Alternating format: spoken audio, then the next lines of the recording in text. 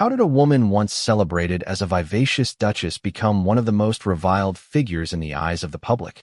How did someone so close to the heart of royalty, someone who once laughed and danced with the press at gala events, find herself shunned, mocked, and called names that would sting anyone else?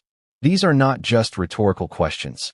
They are the doorway into the extraordinary, often shocking, story of Sarah Ferguson, the Duchess of York.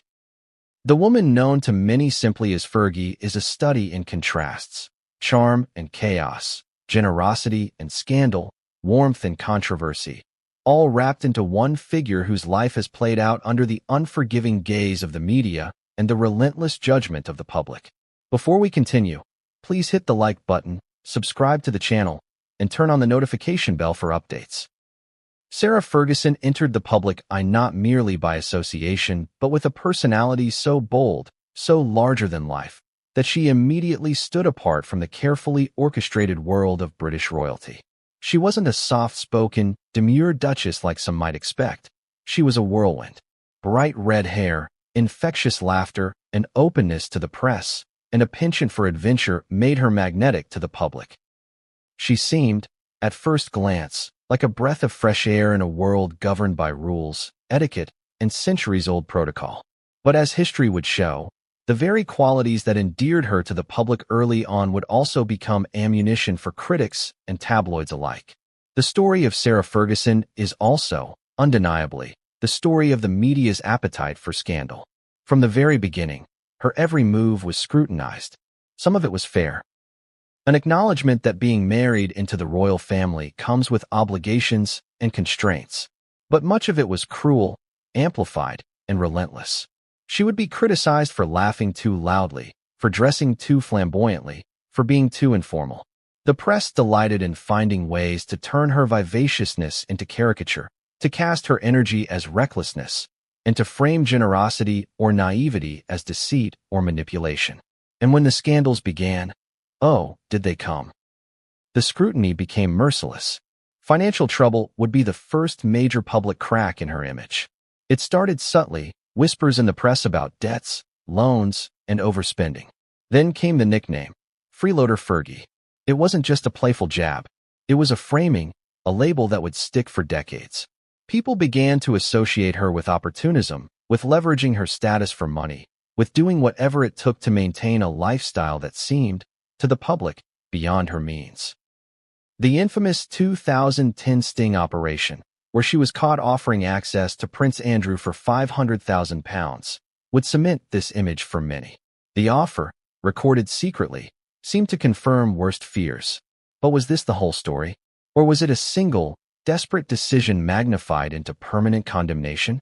Even before financial scandals took center stage, Ferguson had faced a personal humiliation that seemed almost cinematic in its absurdity. The toe-sucking incident in 1992. A moment captured on camera, involving an American businessman named John Bryan, during a family holiday with her daughters present. For a moment, the world watched in shock, amusement, and judgment as a private, intimate act became tabloid fodder. It was a deeply embarrassing episode, occurring at a time when she was still legally married to Prince Andrew, though the couple was separated.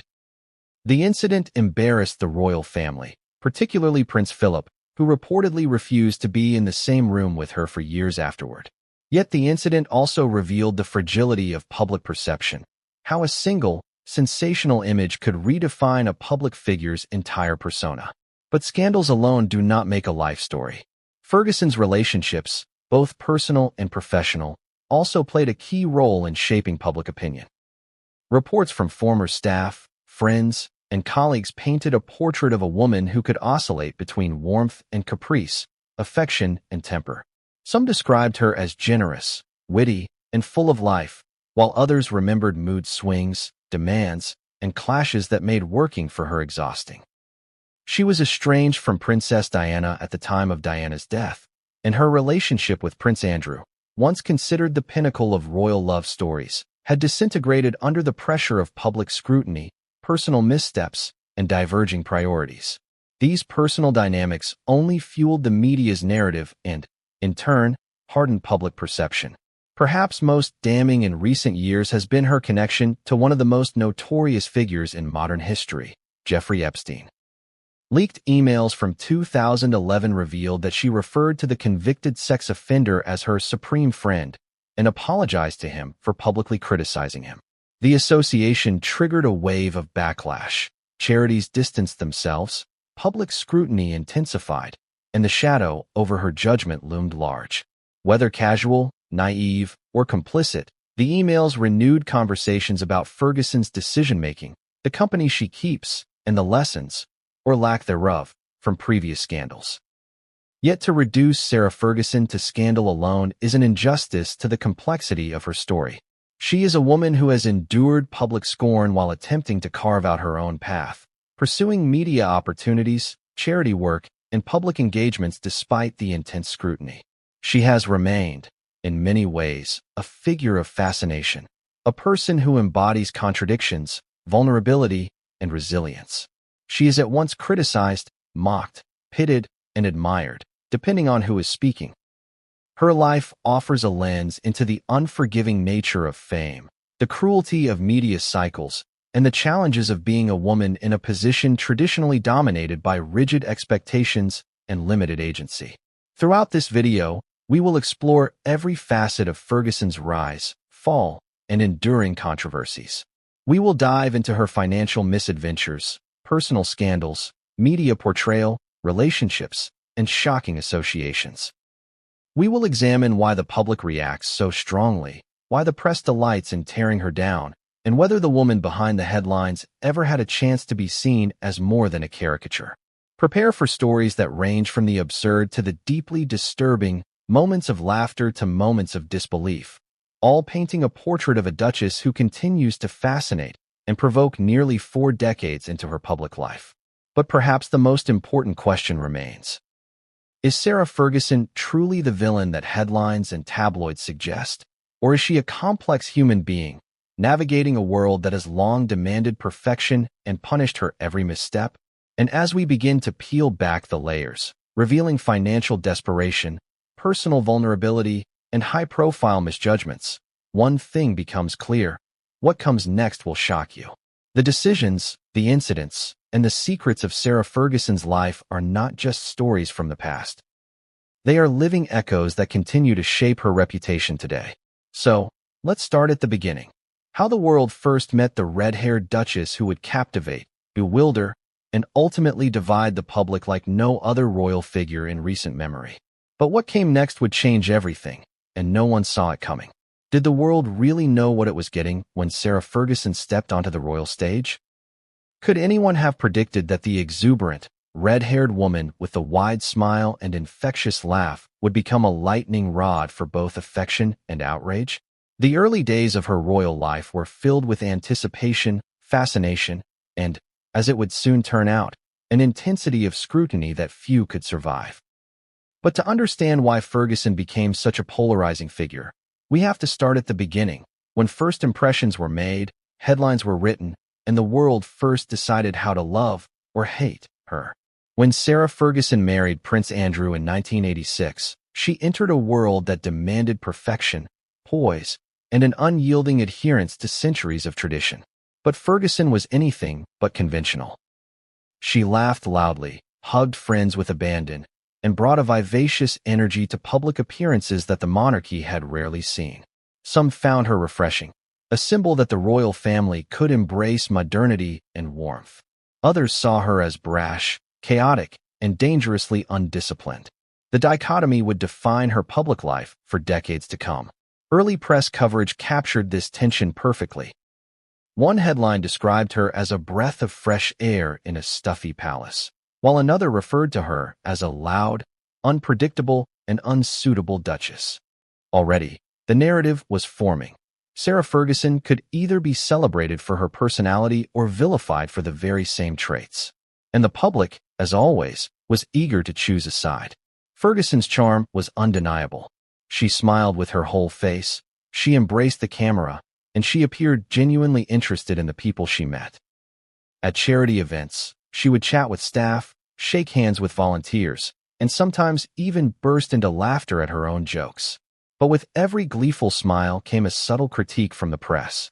Her gestures were over the top, her laughter unrefined, and her energy a little too uncontained for royal taste. Already, the press had begun constructing a template that would haunt her for years. Every act, every word, every gesture could be spun into a scandal, even when no scandal existed. The contradictions in her early life were striking. To the public eye, she was a princess of sorts, glamorous, witty, and approachable. To the monarchy, she was unpredictable, unconventional, and, at times, challenging to protocol. She would arrive at events wearing bright colors, with her hair loose and unrestrained, a stark contrast to the understated elegance expected of royal women. And yet, that same flair endeared her to millions. Fans wrote letters, attended public appearances, and watched avidly as she navigated royal life with energy and humor. But the honeymoon period was short-lived. Behind the polished smiles and media-friendly gestures lay tensions that the world didn't see. Sarah's marriage to Prince Andrew, though initially celebrated as a modern love story, was under immense pressure from day one. Andrew, the second son of Queen Elizabeth II, had obligations, protocols, and expectations that often clashed with Ferguson's free-spirited nature. Arguments erupted over finances, family planning, and public behavior. And while the public was enamored with their playful appearances, the occasional cheeky wink, the casual embrace, the candid laughter, the palace quietly fretted over how such behavior would be perceived internationally. Ferguson's relationship with the press became a balancing act between charm and exposure. She wanted to be liked. She wanted the public to see her humanity, her humor, her life beyond the cold walls of Buckingham Palace. But in seeking affection and approval, she inadvertently opened the door to scrutiny and misrepresentation. Every candid moment became a headline. Every friendly interaction became fodder for gossip columns. And in this world, where public perception often mattered more than personal truth, even minor mistakes could balloon into crises. Perhaps the most telling early example of this dynamic was her appearance at a formal banquet in 1987. Ferguson wore a striking, emerald green dress with a daring neckline. She laughed. She gestured expressively. She seemed alive in a room where stiffness and restraint were the norm. The press, predictably, had opinions. Some praised her for breaking royal monotony. Others criticized her for being attention-seeking and unsuitable for her role. Ferguson herself later admitted that she felt both exhilarated and anxious after the event, aware that while the public might adore her, the palace was quietly taking notes and judging. Her relationship with her sister-in-law, Princess Diana, also began in these early years. Publicly, the two women shared smiles and cordial greetings, but privately, tensions simmered beneath the surface. Diana, known for her poise and charm, had navigated the same pressures of royal life with a mix of grace and strategy. Ferguson, by contrast, was more instinctive, more emotional, more visible in her reactions. Their differences were magnified by the press, which seemed to delight in pitting them against each other, highlighting contrasts, and insinuating rivalry where nuance existed. The comparisons, often unfair and oversimplified, fueled the media's fascination with Ferguson and, in turn, influenced public perception. Even her attempts at charity work and public service, areas where many would earn genuine praise, were scrutinized through a lens of skepticism. Was Ferguson truly charitable, or was she seeking attention? Was her energy genuine, or calculated for media appeal? Every act of kindness was potentially a headline, and every misstep, real or imagined, was magnified. The tension between intent and perception would become a recurring theme in her life. It was during this period, the early days of her public life, that Ferguson's reputation began to crystallize. The press labeled her fun but unpredictable.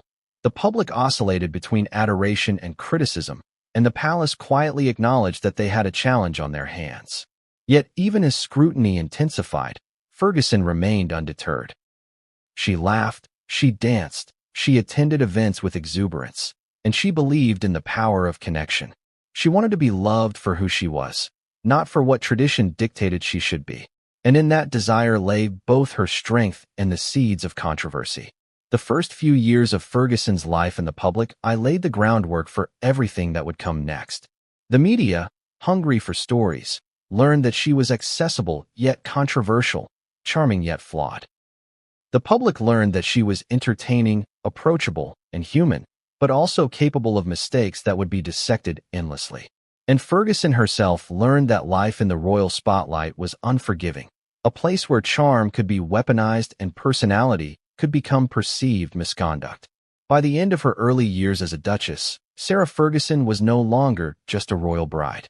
She was a public figure, a media construct, and a lightning rod for attention. Both positive and negative.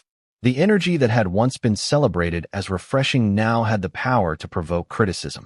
The warmth that had drawn people in could be misread as inappropriate familiarity.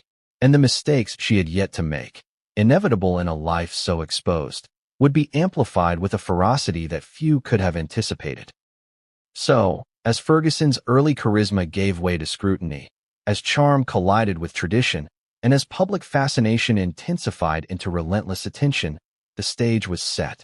The scandals were on the horizon, the media was poised, and the Duchess herself, unprepared for the full force of public judgment, was about to face moments that would define her legacy in ways no one could have imagined.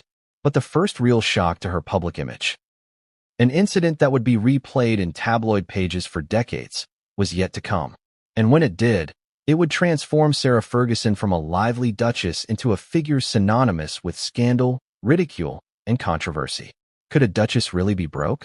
And if so, how would the public respond when the woman who once danced across palace ballrooms suddenly seemed to stumble under the weight of debt and scandal? Sarah Ferguson's financial story is one that blends human vulnerability, misjudgment, and public fascination with royalty. It is a story of extravagance, temptation, and consequences, one that would earn her a nickname that stuck for decades, freeloader Fergie. From the very beginning, Ferguson was no stranger to financial pressures. The life of a royal, even a secondary royal like the Duchess of York, is expensive. Fashion, appearances, travel, and staff come with enormous costs. But Ferguson's personal spending habits compounded the challenge. She had a penchant for luxury, designer clothing, fine jewelry, high-end vacations, and lavish entertaining. She loved to host, to travel, to surround herself with friends and family in environments that were nothing short of opulent. On the surface, this seemed in keeping with the expectations of royalty, but in reality, her spending often outpaced her income. The media quickly seized on this discrepancy. Stories of unpaid bills, unpaid taxes, and financial entanglements painted Ferguson as someone leveraging her royal connections to maintain a lifestyle that was otherwise unsustainable. She became, in the eyes of some, the ultimate example of a freeloader, not in the charitable sense of the word, but in a very public, very scrutinized manner. And once a label like that sticks, the public is unforgiving. The culmination of Ferguson's financial missteps and the incident that would come to define this aspect of her public life occurred in 2010. She was caught in a sting operation conducted by a tabloid journalist, offering access to her ex-husband, Prince Andrew, for £500,000, roughly $700,000 at the time. The meeting was recorded secretly, and when it hit the headlines, the world reacted with shock, indignation, and disbelief. To many, the incident confirmed the worst fears about her financial opportunism. But the story was more complicated than a simple exchange of money for access. Ferguson claimed she had been acting in desperation, feeling financial pressure, and believing the journalist was a wealthy individual willing to fund her charitable interests. The nuance was lost in the frenzy of coverage. The public response was swift and unforgiving. The press had a field day, replaying the story endlessly, comparing Ferguson to social climbers, opportunists, and even con artists. The nickname Freeloader Fergie resurfaced with renewed vigor, reinforcing a narrative that had been growing quietly for years. But behind the headlines was a woman grappling with very real pressures. Her divorce from Prince Andrew, the cost of maintaining homes, legal expenses, and the public expectation that she would uphold a lifestyle befitting a duchess. Even when her official income and inheritance could not support it. It wasn't just the sting operation that shaped her reputation. Ferguson's financial entanglements were numerous. From unpaid debts to credit disputes and property issues, the media meticulously cataloged every misstep. Reports circulated about lawsuits with creditors, fines for overdue taxes, and allegations of attempting to secure loans against the royal name. Each story compounded the last, creating a narrative of recklessness and opportunism. Yet, for all the scandal, Ferguson continued to operate with a combination of charm, negotiation, and sheer tenacity. She sought work as a television personality, authored books, and pursued media opportunities, efforts that were often portrayed as self-serving but that, in truth, reflected a woman trying to regain stability after personal and public upheaval. The financial narrative also intersected with Ferguson's relationships. Prince Andrew, her former husband, was embroiled in his own controversies and had limited capacity to shield her from public scrutiny.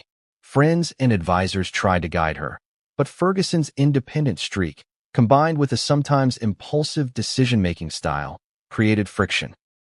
She was criticized for borrowing money from acquaintances, for negotiating deals in ways that appeared manipulative, and for creating situations that left her exposed to ridicule.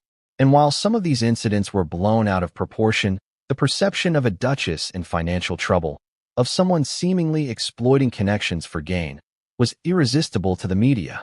Emotional tension played a significant role in Ferguson's financial life.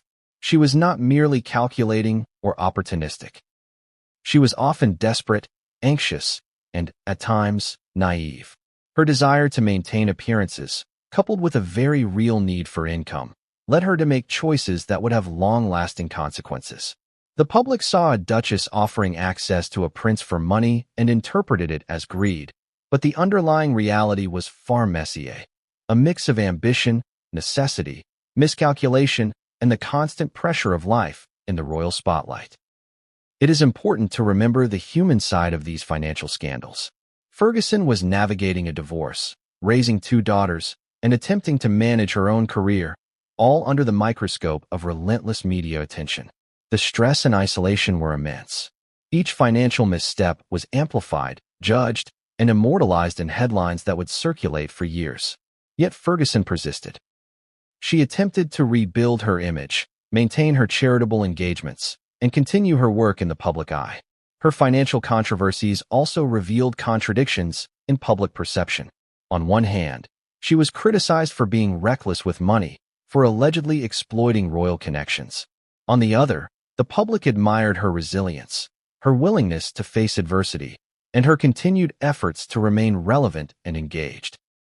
These contradictions created a tension that would define her public life, beloved by some, reviled by others, and always fascinating to the media. And then there was the irony. While Ferguson struggled with finances and public perception, the world continued to watch every move she made, expecting a level of perfection and restraint that few could realistically maintain. The Duchess had become a symbol, a cautionary tale, and a subject of endless speculation. Every purchase, every deal, every appearance was examined through the lens of her supposed greed. And the more she tried to navigate her own life, the more the public and media seemed determined to judge her harshly. As we look back on this period, it is clear that Ferguson's financial misadventures were more than just mistakes. They were catalysts for a long-running narrative that would follow her for decades. The sting operation, the unpaid debts, the public scrutiny. They all fed into a story of a duchess who was both human and flawed, resilient and vulnerable, charming and controversial. And while some saw her as a cautionary tale of ambition gone awry, others saw a woman fighting to survive in a world that judged her every move before she even had a chance to explain herself. But Ferguson's financial story was just the beginning. The public would soon be introduced to scandals that were far more personal, far more sensational, and far more humiliating. Events that would combine humor, shock, and moral judgment in ways that the media could barely contain. The stage was set for the next chapter in her public downfall, an incident so infamous that it would be replayed in tabloids, television specials, and documentaries for decades to come. What happened next would not only redefine Sarah Ferguson's image forever, but also test the limits of public sympathy and royal patience. And when it came, the world would be watching and judging every second. Could one photo really destroy a duchess's reputation overnight? Could a single, intimate moment become a headline that haunted someone for decades? In 1992, the world witnessed an incident so bizarre, so shocking, and so public that it would forever alter how Sarah Ferguson was perceived, not just as a royal, but as a woman under scrutiny. The infamous toe-sucking scandal wasn't just an embarrassing photograph. It was the perfect storm of media sensationalism, royal protocol, and public fascination. It was a sunny holiday in Mustique, a tiny Caribbean island favored by the elite. Ferguson, then separated from Prince Andrew, was on vacation with her two daughters, Princess Beatrice and Princess Eugenie. She was supposed to be enjoying some private, relaxed family time. But privacy, as Ferguson would quickly learn, was a fragile illusion for anyone associated with the royal family. Paparazzi, ever vigilant and opportunistic, had already tracked the Duchess, and one American businessman, John Bryan, became the central figure in an image that would make tabloid history. The photograph that would shock the world captured a private act, Bryan sucking Ferguson's toes while she relaxed by the pool. The image, innocent or not depending on perspective, was explosive when exposed to the public. The British tabloids didn't hold back. Headlines were sensational, mocking, and merciless. Words like outrage, scandal, and shocking dominated front pages. Cartoonists and satirical magazines seized upon the incident, transforming it into a symbol of royal impropriety.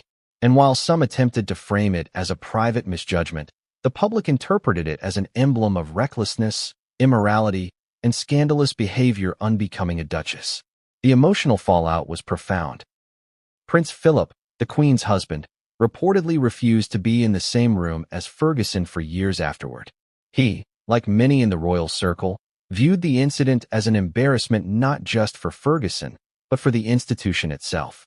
The press painted her as careless, flirtatious, and irresponsible, traits that would be endlessly replayed in public narratives about her character. Yet behind the sensational headlines was a woman who, by all accounts, had been in a moment of relaxation, unaware that her private life had been invaded, photographed, and sold to the world. The scandal also highlighted Ferguson's complex relationship with media scrutiny. She had always been a public figure who courted attention in some ways, embracing the cameras, the interviews, the public appearances. But the toe-sucking incident was different. It was intimate, unexpected, and deeply personal. It revealed a vulnerability that no press release or prepared statement could control. The incident underscored a cruel truth about life in the royal spotlight. There is little room for privacy, and even moments meant for comfort can be weaponized against you. Public reaction was a mixture of shock, amusement, and judgment. Some laughed, some gossiped, and some expressed moral outrage. Yet underneath the surface, there was also sympathy from those who understood that Ferguson had been caught in a highly vulnerable moment, with little agency over how it would be presented to millions. Still, the damage was done. The image would be endlessly replayed, referenced in documentaries, and recalled in interviews. It became a defining moment of her public persona, one that overshadowed many of her accomplishments and charitable efforts. The incident also had consequences for her daughters. Princess Beatrice and Princess Eugenie were young and unprepared for the global attention that would follow their mother's scandal. The paparazzi, fascinated by every reaction, followed them as well, and the Duchess had to navigate protecting her children while dealing with the personal fallout herself. The pressure of public judgment, combined with the need to shield her daughters, created emotional stress that would influence her behavior and decisions in the years to come. Interestingly, the toe-sucking scandal also intersected with the larger narrative of Ferguson's relationship with the press. She had learned early on that being candid, lively, and expressive drew attention, but attention could turn vicious in an instant. What had once been seen as charm and charisma now became fodder for ridicule. The same energy that had made her engaging at public events now seemed reckless or inappropriate. It was a turning point, a moment that demonstrated how quickly public perception could shift from admiration to condemnation. The Duchess's response to the scandal was measured, though constrained by circumstance. There were no dramatic public apologies or denials. The image spoke for itself. She attempted to continue her life, maintain her role as a mother, and uphold the charitable engagement she had begun, but every public appearance was now filtered through the lens of past scandal. Journalists watched, commentators speculated, and the tabloids crafted narratives that emphasized sensationalism over nuance. Ferguson had become, almost overnight, a character in a story not entirely of her making. Defined less by her actions than by the interpretation of those actions by a relentless media machine. What makes the toe-sucking scandal particularly fascinating is not merely the act itself, but the ripple effect it created. It was a singular moment that amplified existing perceptions, that Ferguson was unconventional, unpredictable, and a liability to royal decorum. It also reinforced narratives about her judgment and social behavior, providing fodder for critics and perpetuating the stereotype of freeloader Fergie that had begun with her financial misadventures. In the eyes of many, personal indiscretion and financial controversy became intertwined, creating a compound image of a duchess prone to poor decision-making across the board. Yet the public and media fixation on scandal overshadowed a crucial aspect of Ferguson's character, her resilience. Despite humiliation on a global scale, she continued to perform her duties, attend events, and engage with charitable causes. She did not retreat entirely from public life, nor did she allow this incident alone to define her. Instead, Ferguson attempted to navigate the treacherous intersection of private life and public expectation, a challenge few could manage with grace under constant scrutiny. The toe-sucking incident also revealed a deeper truth about fame, power, and gender. Ferguson was a woman operating in a world dominated by traditional expectations and media sensationalism.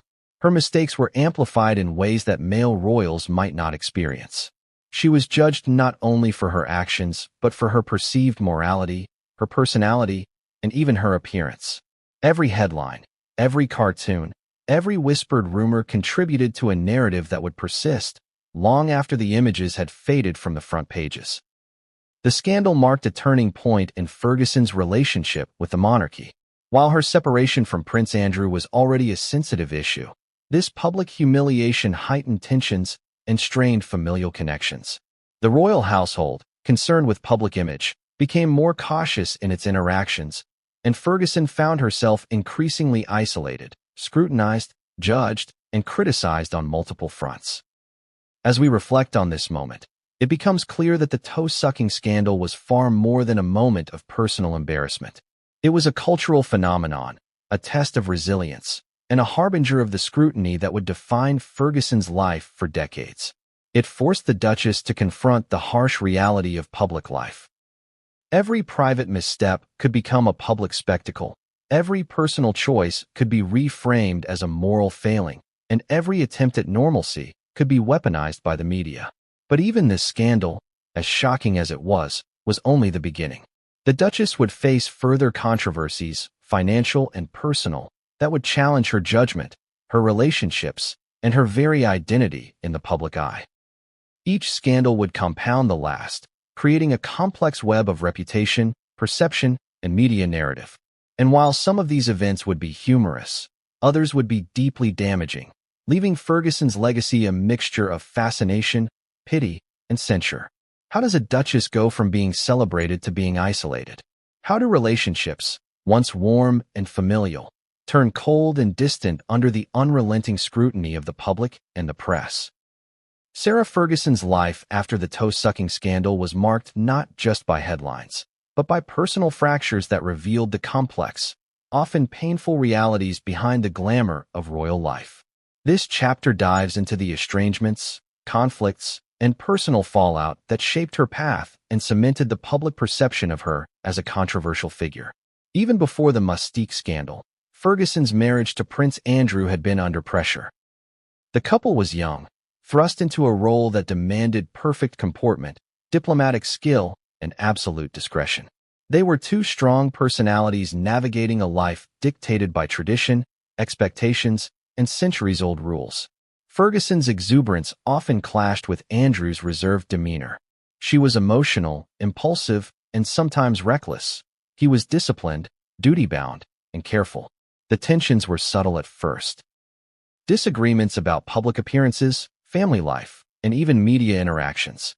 But they were under constant observation, magnified by tabloid coverage that seized on every small quarrel and amplified it into a narrative of marital discord. The separation and eventual divorce in 1996 were highly publicized, and not without controversy. The public was privy to leaks, insinuations, and commentary that left Ferguson exposed in ways few others in the royal family had experienced. Yet the personal ramifications were deeper than headlines could ever capture. Divorce in royal circles is not merely a legal process. It is a social and emotional rupture that affects relationships with the entire extended family, staff, and social network. Ferguson's relationships with palace insiders and fellow royals became strained, sometimes irreparably so. One of the most significant estrangements involved Princess Diana. Initially cordial, their relationship deteriorated over time, influenced by media narratives, personal insecurities, and contrasting approaches to royal life. Diana, famously poised and adept at handling the press, had her own challenges, including her troubled marriage to Prince Charles and intense public scrutiny. Ferguson's candid, sometimes impulsive nature contrasted sharply with Diana's calculated public image. The media, ever eager for drama, amplified perceived tensions, portraying the two women as rivals. Whether this rivalry was real, exaggerated, or partly invented by journalists, it deepened Ferguson's sense of isolation. Beyond familial relationships, Ferguson faced difficulties with her own staff. Former aides and employees have described a work environment oscillating between warmth and volatility. At times, Ferguson was charming, generous, and engaging, building loyalty among those who worked closely with her. At other times, she could be demanding, irritable, and unpredictable, reacting to stress with anger or frustration. These patterns strained professional relationships, creating tension within her household and contributing to a growing perception of Ferguson as difficult to manage. Financial pressures compounded these personal fractures. As discussed in the previous chapter, Ferguson's debts and reliance on media opportunities put her in vulnerable positions. Friends, staff, and acquaintances often became involved in negotiations, arrangements, or loans, and the lines between personal loyalty and professional obligation blurred. Miscommunications, misunderstandings, and unmet expectations created additional tension, feeding into the public narrative of a duchess who was both charming and manipulative, generous and self-serving. Estrangements also had emotional and psychological consequences.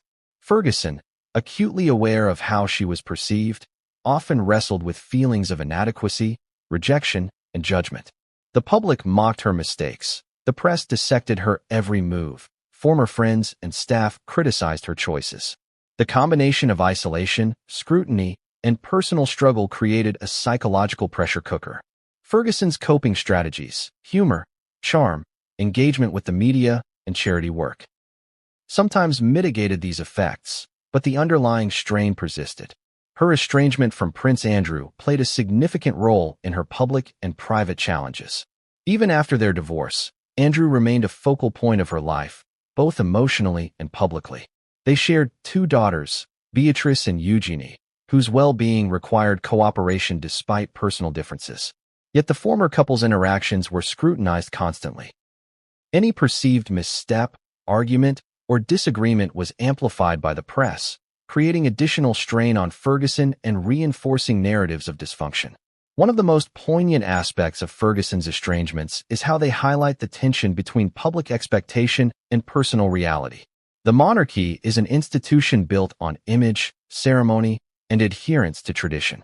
Individuals within it, however, are human, flawed, emotional, and sometimes unpredictable. Ferguson's struggles reflect this tension vividly. Her desire for connection, authenticity, and independence often collided with the rigid structures of royal life. The result was a series of personal and public conflicts that would leave lasting impressions on her reputation. Family dynamics, too, were affected by these estrangements. Ferguson's daughters, though young during much of the turmoil, were acutely aware of the public scrutiny surrounding their mother. Growing up under constant media attention can profoundly influence children's perception of family, privacy, and self-worth. Ferguson's attempts to protect her daughters while navigating her own challenges added layers of stress and complexity to her life. She became a mother balancing love, judgment, and the need to maintain appearances in a world that often conflated parental actions with moral character. Perhaps one of the most telling elements of this period is how Ferguson's personal estrangements intersected with her public image. Every rupture, conflict, or misunderstanding was a story waiting to be told by the press. Isolation, whether emotional or professional, became fodder for commentary, speculation, and moral judgment. Ferguson's challenges were personal, but the consequences were public. She was a duchess whose mistakes were magnified, whose relationships were scrutinized, and whose private pain was transformed into tabloid fodder.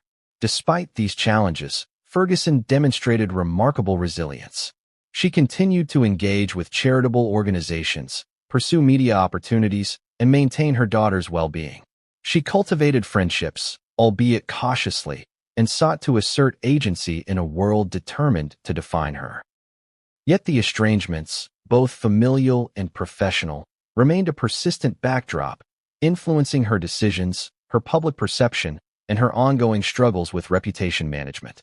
The personal fallout of these early scandals also paved the way for future controversies.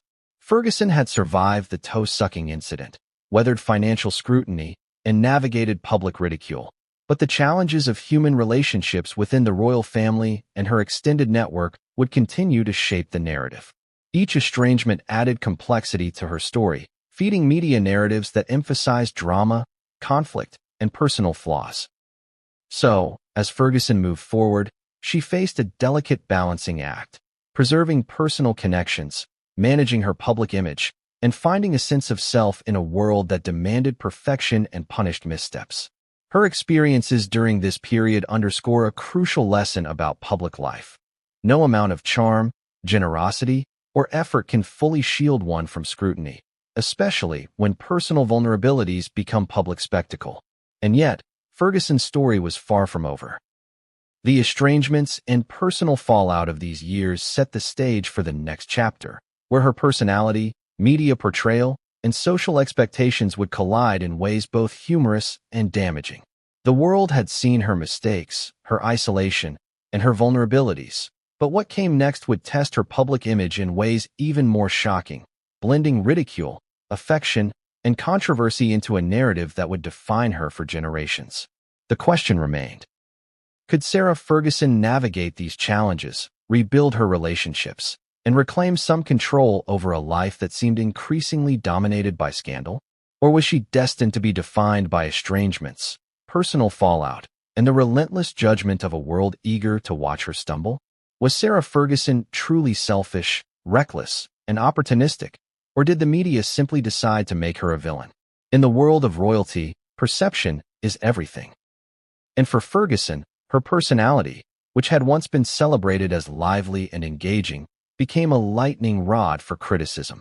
The press had long shown a fascination with her every gesture, every word, every decision, and they quickly learned that exaggerating her flaws made for irresistible headlines. From the moment she stepped onto the royal stage, Ferguson's energy and exuberance distinguished her from other members of the family. She was warm, expressive, and unabashedly human, a stark contrast to the reserved demeanor expected of royals. To those who admired her, she was fun, relatable, and refreshingly candid. But the same qualities that drew admiration also made her vulnerable to critique. Journalists painted her as loud, clumsy, and over the top. Every smile, laugh, or spontaneous act became fodder for interpretation, often negative. The press has a peculiar power. It can elevate someone to hero status and then, almost overnight, cast them as a villain. Ferguson experienced both extremes. Early in her public life, she was celebrated for being approachable, authentic, and full of life. She interacted warmly with children, volunteers, and even the media. She was willing to be herself, a rare trait in a world governed by stiff protocol and tradition. Yet as the years went by, the press's coverage grew less forgiving. Her charm became theatrical, her warmth became excessive, her confidence became arrogance. Each label stuck, reinforcing a narrative that she was not only unconventional, but fundamentally unsuitable for her role. Personality clashes further fueled this perception. Ferguson's boisterous nature sometimes collided with the expectations of the palace, staff, and even family members. She had a tendency to speak her mind, act on impulse, and prioritize emotional expression over cautious diplomacy. While some admired her authenticity, others interpreted it as a lack of decorum or respect. The tabloids loved this dichotomy, presenting Ferguson as both a woman of heart and a cautionary tale in equal measure. Critics often described her using words like selfish, self-absorbed, money-grabbing, and arrogant. These descriptions, whether fair or exaggerated, became part of the public consciousness. Readers internalized the narrative. Ferguson was fun but untrustworthy, charming but reckless, entertaining but unreliable. Every public appearance, every interview, and every charitable effort was viewed through this lens of suspicion, regardless of intent or outcome. Yet contradictions abounded. While the media painted her as opportunistic, Ferguson engaged in extensive charity work, supporting causes ranging from children's welfare to medical research. She lent her presence, voice, and energy to organizations that needed visibility, often using her fame to draw attention to important issues. These efforts were frequently overshadowed by scandal, leaving the public with a skewed perception. The Duchess's contributions were eclipsed by her perceived flaws. The media's obsession with Ferguson also extended to her family and personal life. Her daughters, Beatrice and Eugenie, were frequently referenced in stories about their mother, sometimes in ways that highlighted alleged mistakes or lapses in judgment. Former staff members contributed anecdotes about mood swings, demanding behavior, and occasional conflicts, reinforcing the image of a challenging personality. The more personal details emerged, the more the narrative of Ferguson as a difficult, attention-seeking figure solidified. Ferguson's media persona was further complicated by her attempts to reclaim agency over her public image. She authored books, participated in television interviews, and engaged in public appearances designed to highlight her charitable work and personal accomplishments. Yet every attempt at rehabilitation was scrutinized. Was it genuine or calculated for attention? Was she redefining herself, or simply trying to manipulate public perception? The lines blurred, leaving the public confused and often critical. The press's narrative also drew heavily on comparison. Ferguson was often juxtaposed with other royals, most notably Princess Diana and members of the Cambridge family in later years. Where Diana was elegant, composed, and sympathetic, Ferguson was seen as brash, unpredictable, and occasionally reckless. Where Kate Middleton exuded calm and poise, Ferguson's energy appeared excessive. These contrasts reinforced the perception that Ferguson did not conform to traditional royal expectations and, by extension, that she was a figure to be criticized, analyzed, and even mocked. Yet there was humor in her portrayal as well. Tabloids frequently highlighted moments of clumsiness, faux pas, or eccentric behavior in a manner that was both entertaining and punitive. Cartoons, satirical articles, and opinion columns painted her as larger than life, a character in a cautionary tale about what happens when personality collides with protocol. The humor, however, was double-edged. It entertained the public while undermining Ferguson's credibility and agency. Audience engagement with Ferguson's media persona reveals a fascinating dynamic. The public was captivated by her, yet judgmental. They laughed at her missteps, marveled at her charisma, and simultaneously condemned her choices. Social commentary, letters to editors, and later social media discourse reflected a society eager to both celebrate and scrutinize her, a combination that has defined the way modern audiences consume celebrity scandals. Ferguson herself was acutely aware of this tension. She had to navigate the delicate balance between being authentic and being palatable, engaging and controlling, expressive and restrained. Each decision carried weight, for the court of public opinion could be as unforgiving as the palace hierarchy. Missteps were magnified, successes were downplayed. She learned, often the hard way, that in the life of a public figure, personality could become both armor and weapon. The contradictions of Ferguson's portrayal reveal as much about society as they do about her. She was judged not solely for her actions, but for her energy, her charm, her appearance, and even her attempts at redemption. Every moment in the spotlight was a test, every gesture a potential headline. And yet, despite the scrutiny, Ferguson persisted, writing books, engaging in charity, participating in interviews, and attending events that showcased her vitality. The question that emerges is complex. Was Ferguson truly the villain the media portrayed, or was she simply a human being navigating impossible expectations? The stories about her, whether humorous, critical, or sensational, reflect the tension between public desire for perfection and the messy reality of human behavior. Ferguson's life became a stage on which society projected its expectations, fears, and judgments, creating a persona that was partly real and partly constructed by the press. And yet, even as criticism intensified, Ferguson's charisma remained undeniable. People were drawn to her energy, her humor, and her unpredictability. She could laugh at herself, engage warmly with others, and demonstrate moments of vulnerability that humanized her. These qualities made her relatable and fascinating, even as they fueled the media's critique. But the media's construction of Ferguson as a villain would not remain abstract. It would soon intersect with events that were far more tangible, far more personal, and far more damaging. Financial missteps, public humiliation, and personality clashes had set the stage, but the consequences of these perceptions would collide with her life in ways she could scarcely anticipate. What came next would force Ferguson to confront the full consequences of public judgment, personal choice, and media scrutiny, and the results would be both shocking and enduring. Every headline seemed worse than the last. Every misstep, however minor in context, was amplified into a scandal, replayed across newspapers, television programs, and eventually the burgeoning digital media landscape. By the mid-1990s, Sarah Ferguson's life had moved beyond mere curiosity or amusement. She had become a lightning rod for public fascination and condemnation. Missteps that might have been privately embarrassing for others were, in Ferguson's case, magnified into public spectacle. But how did a duchess, once celebrated for her charm and charisma, find herself trapped in a cycle of escalating headlines? It began with small missteps, a slip of the tongue in an interview, a fashion choice deemed too daring, a casual remark that could be taken out of context. The media, already primed to scrutinize Ferguson, seized on each moment, creating a feedback loop in which every action, intended or accidental, was interpreted as evidence of impropriety or poor judgment. In this environment, even ordinary behavior became sensational. The combination of public exposure, personal impulsivity, and relentless journalistic attention created a perfect storm. One particularly illustrative incident involved a charity event where Ferguson attempted to draw attention to a children's hospital. She arrived in a bright, unconventional ensemble and spoke animatedly with attendees and staff.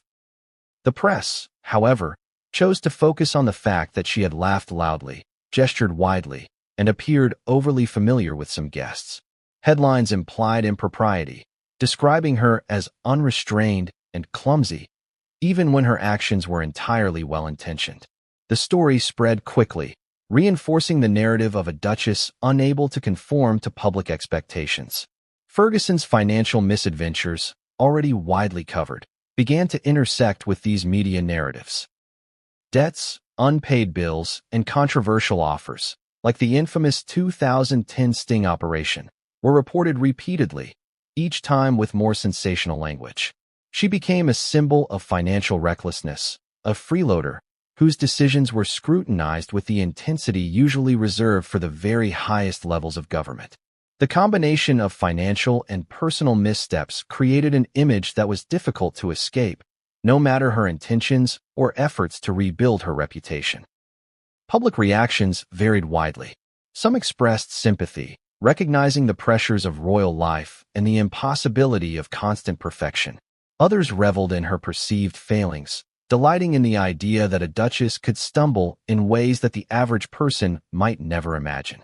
This duality, admiration mixed with judgment, created a dynamic that the press was eager to exploit.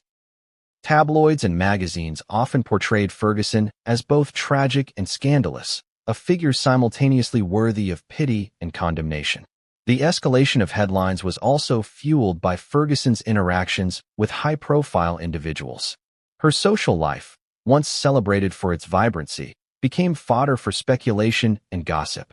Friendships, business relationships, and casual associations were dissected for evidence of impropriety. Every photograph, every public appearance, and every statement was analyzed for potential scandal. Even acts of kindness or generosity were sometimes framed as opportunistic or self-serving, further complicating her public image. The pressure of this environment had tangible effects on Ferguson's personal life. Former staff members recounted the strain of constant media attention, noting that she often felt misunderstood, misrepresented, and trapped by the narratives surrounding her. Personal relationships became fraught as friends and family navigated the tension between loyalty and public perception. Ferguson herself oscillated between defiance, humor, and frustration, attempting to assert agency while constantly under scrutiny. One of the most remarkable aspects of this period was Ferguson's resilience. Despite escalating headlines and relentless media attention, she continued to engage with the public, participate in charitable work, and maintain her professional commitments. She sought opportunities to assert her narrative, whether through interviews, public appearances, or authored works. Yet the cycle of media escalation was relentless. Each attempt to clarify, explain, or redeem herself was often reframed as further evidence of self-interest or imprudence. The escalation of headlines also intersected with Ferguson's evolving public persona. Whereas early in her royal life, she had been seen as lively, approachable, and authentic, by this period she was increasingly viewed through a lens of judgment. Missteps were magnified, intentions questioned, and personal choices interpreted as character flaws. The dichotomy was stark. She remained the same energetic, expressive person, yet public perception shifted dramatically. This illustrates a critical truth about celebrity and royalty. Perception often outweighs reality. Compounding the problem was the relentless nature of tabloid journalism. Stories were recycled, embellished, and reframed to maximize attention. Headlines about financial woes, personal missteps, and social faux pas were often repeated across multiple platforms, creating a sense of inevitability and reinforcing negative perceptions. For Ferguson, the effect was cumulative. Minor incidents became major scandals, isolated errors became patterns, and her public image was increasingly defined by perceived failings rather than accomplishments. Despite these challenges, Ferguson continued to maintain a presence in public life. She attended charity events, engaged in media work, and sought to assert herself as an independent figure. These efforts were not always successful in reshaping perception, but they demonstrated a persistent desire to remain active, engaged, and relevant. Ferguson's resilience, even in the face of escalating headlines, revealed a depth of character that contrasted sharply with the often superficial narratives constructed by the press. It is worth noting that Ferguson's escalating media presence had a dual effect. While negative coverage dominated, it also maintained her visibility. Public fascination with her life, whether critical or supportive, ensured that she remained a figure of interest. In a sense, the very scandals that harmed her reputation also reinforced her prominence, creating a complex relationship between media exposure, public perception, and personal agency. This period of escalation set the stage for more consequential controversies. Financial misadventures, personal scandals, and personality clashes had already established Ferguson as a figure of fascination and criticism. The media's relentless attention would soon intersect with associations and decisions that were far more serious, involving high-profile figures and morally charged contexts. These developments would not only challenge Ferguson's judgment, but also test the boundaries of public forgiveness and scrutiny. The pattern was clear. With every misstep, the media amplified, the public reacted, and Ferguson's life became a cycle of attention, judgment, and attempted recovery. The stakes were rising, and the consequences of her actions, financial, personal, and social, were increasingly irreversible. And yet, even as headlines grew louder and the scrutiny more intense, Ferguson remained a figure of intrigue. Her story was no longer merely about personal missteps. It had evolved into a narrative about fame, judgment, resilience, and the human cost of living under a microscope. What happened next would push this narrative further, drawing her into associations and controversies that would challenge her reputation in ways previously unimaginable. Emails, secrets, and one name that would send shockwaves through the world: Jeffrey Epstein. For Sarah Ferguson, a woman already navigating financial scandals, public ridicule, and personal estrangements, this association would become one of the most damaging chapters in her public life. But how did a duchess, once celebrated for charm and generosity, find herself connected to one of the most notorious figures in recent history? And why did this relationship reignite public scrutiny in ways that previous scandals never had? The story begins in 2011, when leaked emails revealed that Ferguson had referred to Epstein as her supreme friend. The phrasing alone caused jaws to drop.